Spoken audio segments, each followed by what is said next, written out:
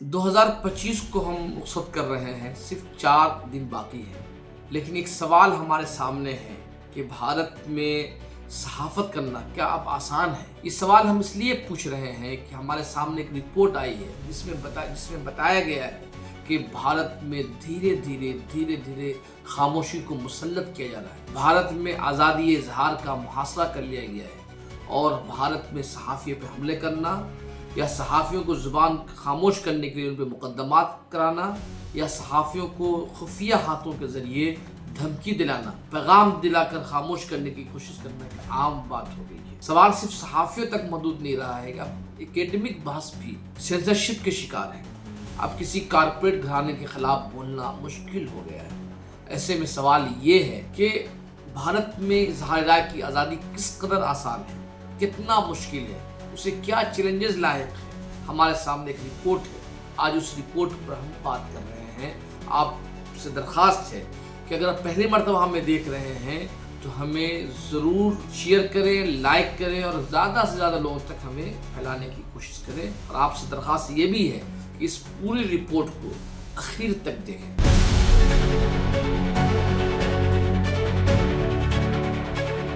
Free speech collective Bharat میں اظہار رائے کی آزادی اور صحافیوں کے تحفظ کے لیے کام کرتی ہے۔ یہ ادارہ ہر سال بھارت میں اظہار رائے کی آزادی کو لے کر ہونے والے واقعات کو جمع کرتی ہے، پھر اس کے بعد تجزیہ کرتی ہے اور اس کے بعد رپورٹ جاری کرتی ہے۔ 3 دن قبل اس کی سالانہ رپورٹ منظر عام پہ آئی ہے۔ اس رپورٹ کا عنوان ہے free speech in India behold the hand 2025۔ اس رپورٹ میں بتایا گیا ہے کہ گزشتہ 1 سالوں میں 2025 کا جو سال ہے جو رخصت ہو رہا ہے، یہ بھارت میں آزادی صحافت کے لیے انتہائی خطرناک سال تھا۔ اس سال کے شروع میں ہی 3 جنوری 2025 کو ہی چھتیس گڑھ کے بستر میں ایک صحافی کی لاش پائی گئی تھی۔ مکیش چند کاکر کی جب لاش اس وقت پائی گئی جب انہوں نے 2 دن قبل ہی بستر میں انفراسٹرکچر کو لے کر، سڑکوں کی تعمیر کو لے کر اپنی ایک رپورٹ جاری کی تھی۔ اس رپورٹ کے جاری ہونے کے بعد ہی مکیش کاکر غائب ہو گئے اور اگلے 3 دن بعد، ان کے غائب ہونے کے 3 دن بعد ان کی لاش ایک دریا سے برآمد ہوئی۔ پولیس نے اس کو دبانے کی کوشش کی، لیکن دراصل یہ مکیش چند کاکر پر اس لیے اٹیک کیا گیا تھا کہ انہوں نے لوکل مافیا، ٹھیکیدار اور نیتاؤں کے درمیان ساز باز کو بے نقاب کیا تھا۔ رپورٹ میں بتایا گیا ہے کہ 2025 کے شروع میں جو یہ واقعہ پیش آیا، یہ واقعہ صرف ایک واقعہ نہیں تھا بلکہ اس کے بعد ایک کلیکٹیو سلسلہ وار اٹیک ہونے کا، صحافیوں پر، سوشل میڈیا انفلوئنسر پر حملہ ہونے کا سلسلہ جاری ہو گیا۔ رپورٹ کے مطابق پورے سال میں 14,875 مرتبہ اظہار رائے کی آزادی پر اٹیک کیا گیا ہے، اسے روکنے کی کوشش کی گئی ہے۔ فری اسپیچ کلیکٹیو نے اپنے رپورٹ میں بتایا ہے کہ 2025 میں کل 9 افراد کا قتل کیا گیا جنہوں نے اظہار رائے کی آزادی کا حق کا استعمال کیا تھا۔ ان 9 لوگوں میں سے 8 تو پیشہ ور صحافی ہیں اور ایک سوشل میڈیا انفلوئنسر تھے۔ اور رپورٹ میں یہ بھی بتایا گیا کہ شہری علاقے کے مقابلے میں دیہی علاقے اور نیم شہری، مطلب دیہات اور آدھا شہر آدھا دیہات جیسے بلاک سطح میں زیادہ خطرات لاحق ہیں بنسبت شہری علاقے میں رہنے والے صحافیوں کے مقابلے میں۔ اس رپورٹ کے مطابق 2025 میں کل 40 حملے ہوئے، جن میں سے 33 حملے پیشہ ور جرنلسٹوں پہ ہوئے اور حملہ کرنے والوں میں غیر قانونی کانکنی، شراب مافیا، انتظامی ناکامی اور نیتاؤں اور ٹھیکیداروں کے درمیان ساز باز کا نتیجہ تھا۔ اس رپورٹ میں بتایا گیا ہے کہ اتراکھنڈ کے رہنے والے یوٹیوبر راجو پرتاپ کی لاش بھاگیرتھی ندی کے کنارے سے برآمد ہوئی اور یہ واقعہ لاش برآمد ہونے سے چند دن قبل ہی راجو پرتاپ نے ایک اسپتال کے بارے میں رپورٹنگ کی تھی کہ اس اسپتال میں ڈاکٹرز، عملہ مریضوں کا علاج کرنے کے بجائے رات میں شراب پیتے ہوئے پائے گئے ہیں۔ یہ رپورٹ آنے کے فوری بعد ہی راجو پرتاپ कि लाश भागीरथी नदी में पाई गई और लाश के साथ राजू प्रताप की गाड़ी भी बरामद हुई। पुलिस ने इसको कत्ल साबित करने के बजाय उसे खुदकुशी कहकर पूरे वाक़े को अलग रंग देने की कोशिश की। रिपोर्ट ये बताती है कि ये इससे जाहिर होता है कि पुलिस इंतजामिया भी सहाफ़ियों को सिक्योरिटी देने के बजाय सहाफ़ियों की मौत या सहाफ़ियों पर तशद्दुद जैसे वाक़यात को अलग रंग देकर अपनी जिम्मेदारी से बचती है। इस रिपोर्ट में ये बतलाया गया कि कई सहाफ़ियों पर UAPA के तहत भी मुकदमा दर्ज किए गए हैं, जिसमें इरफान मिराज जो जम्मू एंड कश्मीर के रहने वाले हैं, रूपेश कुमार लगातार इस मामले में जेल में हैं और बगैर किसी मुकदमे के इस वक्त वो जेल में हैं और उनके खिलाफ UAPA लगाया गया है। रिपोर्ट में बताया गया है कि 19 हरासानी के वाक़यात हुए हैं, जिनमें से 12 तो पेशावर सहाफ़ियों के बारे में है। इस रिपोर्ट में ये भी बताया गया है कि आंध्र प्रदेश में TDP के मेंबर असेंबली गमनू रजयराम ने एक सहाफ़ी को धमकी दी और कहा कि तुम्हें ट्रेन के नीचे सुला के मार दिया जाएगा। इस रिपोर्ट में बताया गया है कि सहाफ़ियों को या सोशल मीडिया इन्फ्लुएंसर को बगावत का मुकदमा का जो हथियार बनाकर उनको चुप कराने की कोशिश की गई है। इस रिपोर्ट में बताया गया कि नेहा सिंह राठौर, माधुरी काकुती जो डॉक्टर मिडिसा के नाम से मशहूर हैं, शांता यादव जैसे मीडिया इन्फ्लुएंसर ने पहलगाम हमले के बाद जिस तरह से हमले हुए और जिस तरह से हमले के बाद पूरे वाक़े को हिंदू मुस्लिम रंग देने की कोशिश की, उस वाक़े पर तर्ज करने वाली नेहा सिंह राठौर, माधुरी काकुती, डॉक्टर मिडिसा और शांता यादव जैसे सीनियर मीडिया इन्फ्लुएंसर के खिलाफ बगावत के मुकदमे दायर किए गए, उन्हें चुप कराने की कोशिश की और नेहा सिंह राठौर को तो अदालत जाकर पेशगी जमानत लेनी पड़ी और इलाहाबाद हाई कोर्ट ने तो नेहा सिंह राठौर के दरखास्त जमानत को ही रद्द कर दिया। इसी तरह से आसाम में द वायर के मुदीर सिद्धार्थ विराजन, मशावरती मुदीर करण थापर जो मशहूर इंटरव्यूअर हैं और अभिषार शर्मा जैसे सीनियर जर्नलिस्टों के खिलाफ आसाम में मुकदमा दर्ज किए गए, उन्हें कानूनी नोटिस भेजा गया। ये तमाम चीजें उस वक्त हो रहे हैं जब भारत का जो रीडिंग है इजहार राय की आज़ादी के मामले में साल ब साल गिरता हुआ जा रहा है। 2025 में मजीद गिर गया है।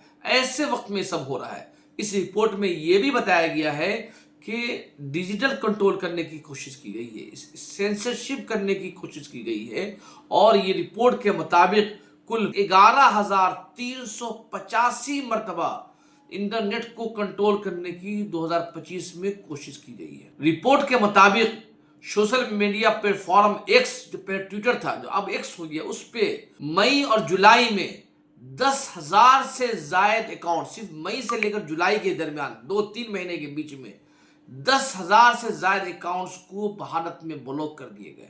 कर्नाटक हाई कोर्ट में जो एक्स की तरफ से जो रिपोर्ट जमा की गई है उसके मुताबिक जनवरी से लेकर जून 2025 तक 11,829 मरतबा मरकजी हुकूमत ने एक्स को नोटिस दिया कि फला अकाउंट्स को ब्लॉक कर दिया जाए। फ्री स्पीच कलेक्टिव ने मरकजी हुकूमत का जो सहयोग पोर्टल है उसके बारे में बताया कि सहयोग पोर्टल के जरिए भी एजेंसियां, जिला अफसरान, पुलिस बराह रास्त डिजिटल प्लेटफॉर्म पर मवाद जो होते हैं, जैसे हमारा वेबसाइट इंसाफ न्यूज और बहुत सारे वेबसाइट हैं, उस तरह की वेबसाइट से सहयोग पोर्टल के जरिए मवाद हटा दिए जाते हैं। और इसी तरह से पहलगाम हमले के बाद कई सहाफियों, न्यूज इदारों, बैनुल-अक़वामी मीडिया जैसे द वायर, मकतूब मीडिया, राइटर्स और जैसे अकाउंट्स को ब्लॉक कर दिए गए, उनके अकाउंट्स को ब्लॉक कर दिया गया। ये कहा कि ब्लॉक किया गया कि भारत की कौमी सलामती, नेशनल सिक्योरिटी के खिलाफ ये लोग काम कर रहे हैं, इनके अकाउंट को ब्लॉक कर दिया जाए। इसके अलावा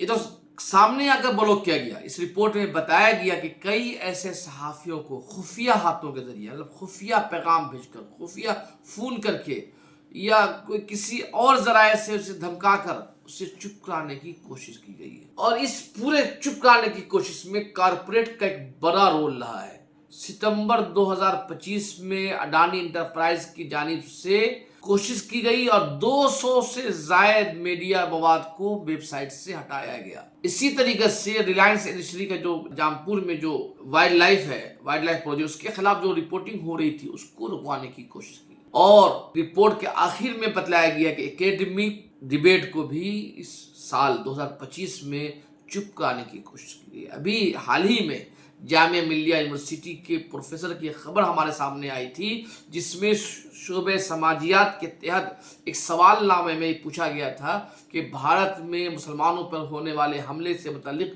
तफसील से बताएं।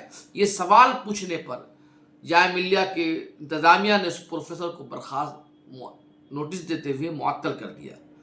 ये वाकया बताता है कि एकेडमिक डिबेट भी जिसमें सवालात खड़े किए जा सके उसको रोकने की कोशिश की जा रही है। सिनेमा को भी, वो तमाम सिनेमे जो फिल्में एक तरफ प्रोपेगेंडा फिल्मों को आंख बंद करके लाइसेंस दी जा रही है, दूसरी तरफ हर वो सिनेमा, हर वो फिल्म जिसमें हुकूमत या हुकूमत की आइडियोलॉजी पर सवाल खड़ा किया जाता है, उन फिल्मों को रोक दिया जाता है। उनके लिए लाइसेंस हासिल करना या नो ऑब्जेक्शन सर्टिफिकेट हासिल करना इंतहाई मुश्किल हो जाता है। इसी तरीके से अदालती अमल को भी सवालों के घेरे में लाया गया है। ये बताया गया है इस रिपोर्ट के अंदर कि कई मर्तबा अदालतों ने इजहार राय की हिफाजत के में अपना किरदार निभाया है, लेकिन कई मर्तबा ऐसा भी हुआ है जिसमें हुकूमत हुकूमत के साथ आंख बंद करके अदालतें खड़ी रही है और सहाफ़ियों को बेल देने में या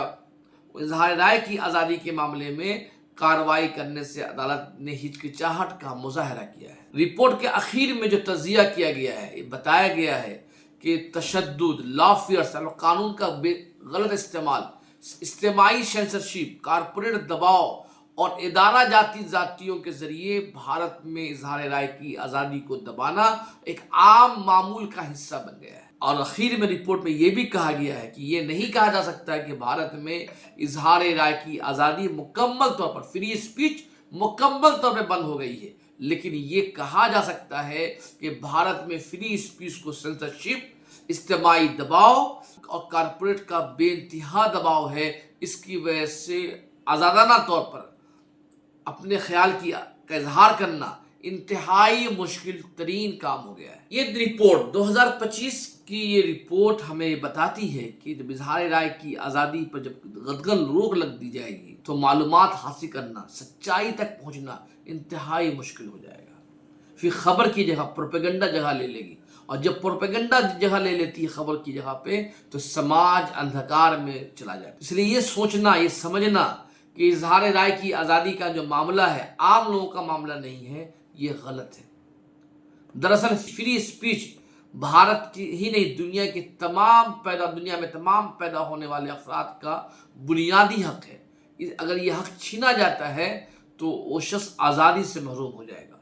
इसलिए आप इस पूरे रिपोर्ट को सिर्फ मीडिया इदारे, सोशल मीडिया इन्फ्लुएंसर तक महदूद न समझें, बल्कि ये समझें कि ये भारत की आत्मा पर, भारत की रूह पर अटैक करने की कोशिश की जा रही है। और इस हमले के खिलाफ हम सबको मुत्तहिद होकर काम करने की ज़रूरत है। और ये इस अज़म के साथ कि आने वाला साल 2026 भारत में आज़ादाना सहाफ़त, मीडिया की आज़ादी, इज्तिमाई सोच, एकेडमिक आज़ादी, तालीमी आज़ादी, समाजी आज़ादी के लिए हो, उसके लिए हमें काम करते रहना चाहिए। और काम करने के लिए ज़रूरी है कि हमें सच बोलने की हिम्मत और जुर्रत हो।